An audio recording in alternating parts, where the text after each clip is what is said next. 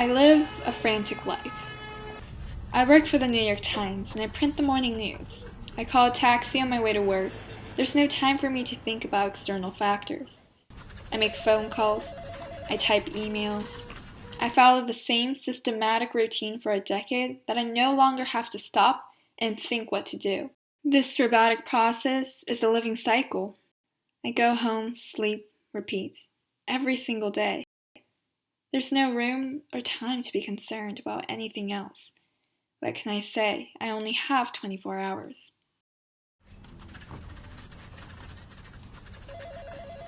My mother calls me in the busiest of days, wanting me to help her clean my grandmother's things. I had next month's news journals due in an hour and had to file the latest papers. Yet I had no choice but to agree to go. Did I want to? Not really.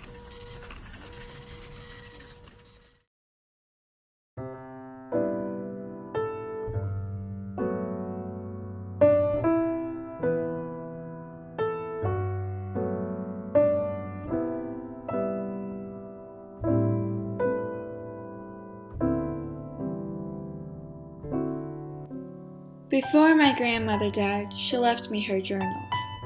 I never observed or looked into it until now.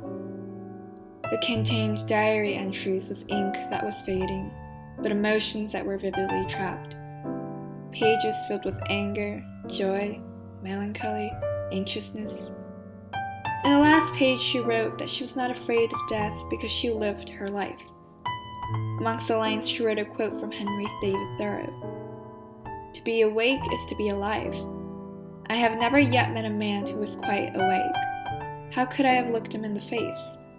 We must learn to reawaken and keep ourselves awake, not by mechanical aids, but by an infinite expectation of the dawn, which does not forsake us in our soundest sleep. The quote felt like a familiar tune of a song I could not relate to.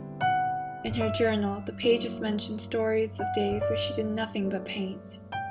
She'd wake up and plant herself on the top of a hill before anyone in the town was awake. I would ask her if she was ever tired. She said she wasn't. In fact, she never felt more alive. I did not understand this. How could anyone possibly feel energetic 5 a.m. in the morning, especially alone on a hill? She said it was not a matter of time of day. It was a matter of consciousness. When she painted, a sense of zeal transcended out of her. In doing so, she was alive. She was awake.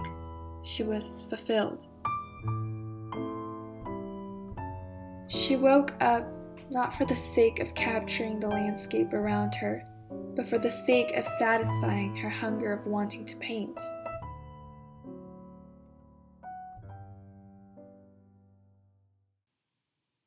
Perhaps I never understood this because I was too busy being asleep, hibernating for years and years, allowing time to act like a waiting room rather than a passing opportunity to capture my own passions.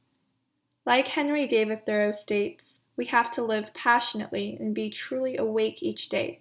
We have to live, in a sense, like my grandmother did.